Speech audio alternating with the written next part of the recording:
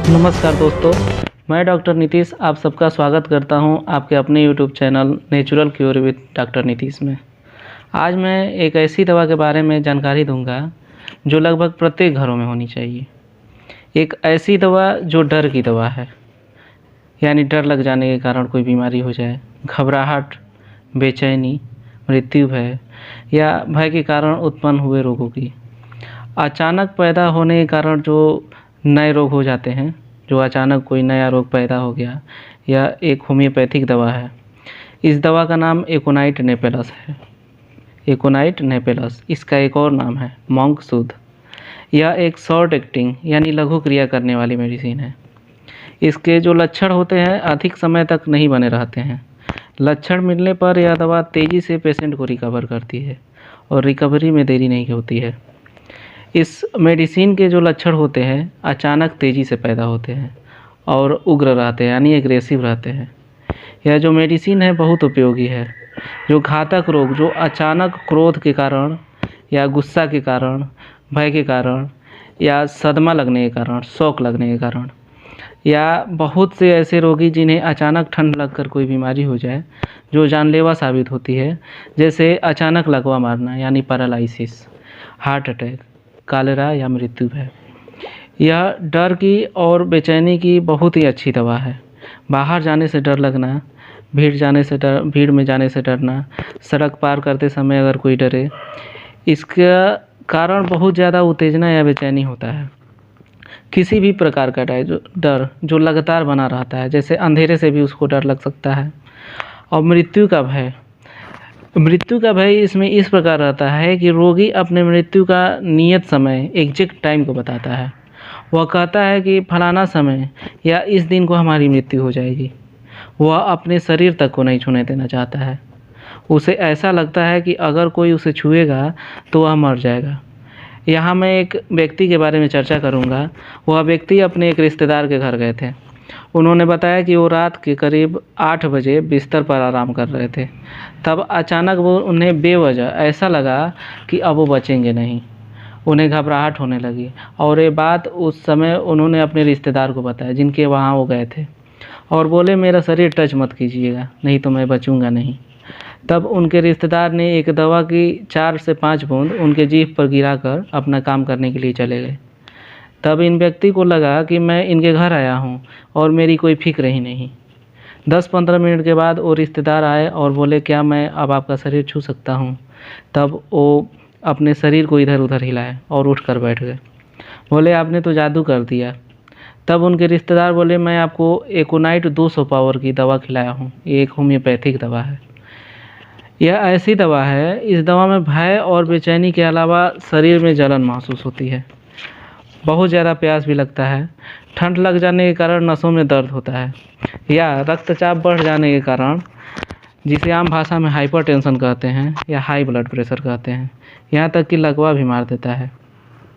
रोगी के लिए संगीत सुनना बहुत आसानी होता है, इनटॉलरेबल हो जाता है, वह बर्दाश्त नहीं कर सकता है। रोगी को जहाँ कहीं दर्द होता है वह असहनीय होता है, बहुत ही बेचैन हो जाता है। उसे ऐसा लगता है कि वह पागल हो जाएगा। ये तकलीफ़ें खासकर उसको रात में होती है।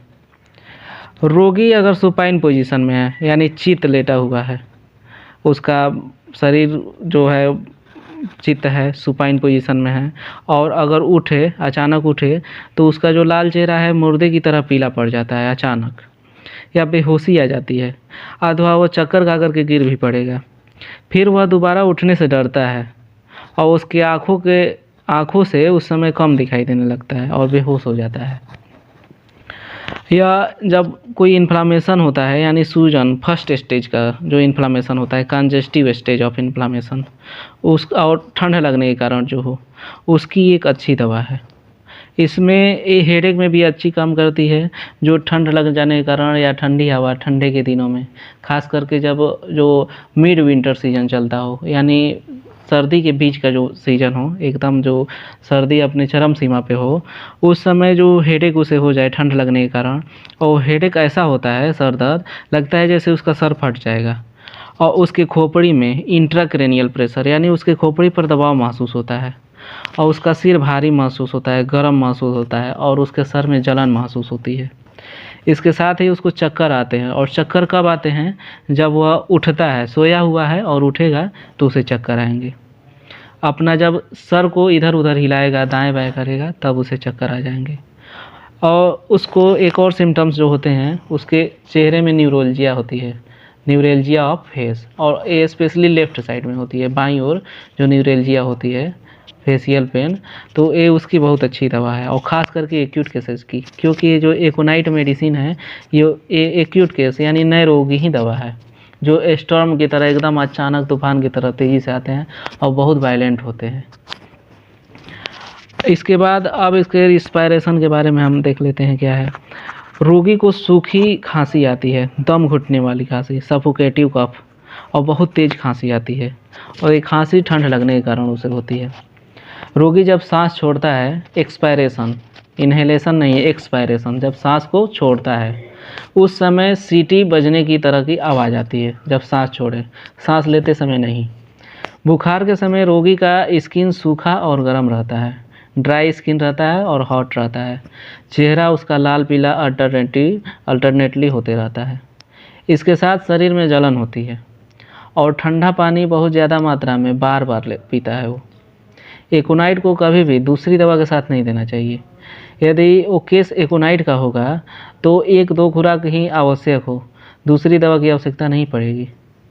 और इसके अलावा वो फीमेल्स में, जिन फीमेल्स में डर के कारण, जैसे किसी भी प्रकार का अचानक उन्हें फियर, डर लग जाए, किसी प्रकार का शौक लग जाए, बहुत ज़्यादा एंजाइटी हो, और उनके कारण एमेनोरिया हो जाए।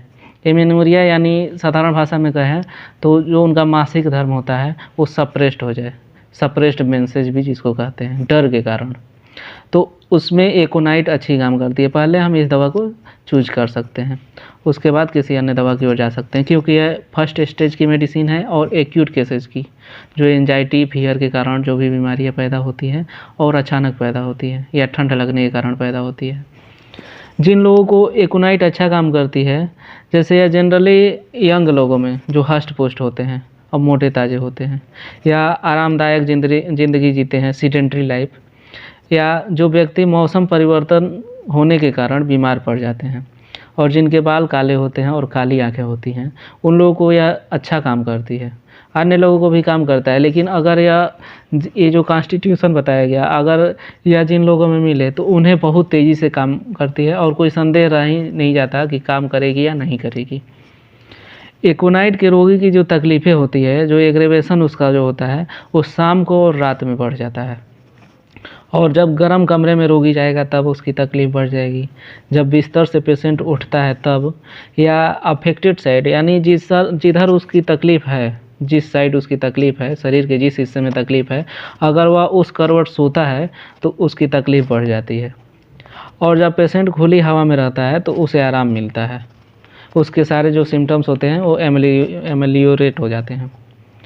और इसके अलावा हम देख लेते हैं कि एकोनाइट और किस किस होम्योपैथिक दवाओं के साथ इसका कंपैरिजन किया जा सकता है। एकोनाइट की तुलना अगर स्लीपलेसनेस हो, फीवर में, यानी अनिद्रा हो जाए बुखार के समय, तो उस समय कॉफिया क्रूडा एक होम्योपैथिक मेडिसिन है, इसके साथ इसकी तुलना की जा सकती है। ट्रॉमेटिक केसेस जो होते हैं उसमें आर्निका के साथ, और सल्फ़र के साथ सभी प्रकार के रोगों में इसका तुलना किया जा सकता है। यानी एकोनाइट के बाद इन सब रोगों के बारे में सोचा जा सकता है अगर सिम्टम्स मिले तो।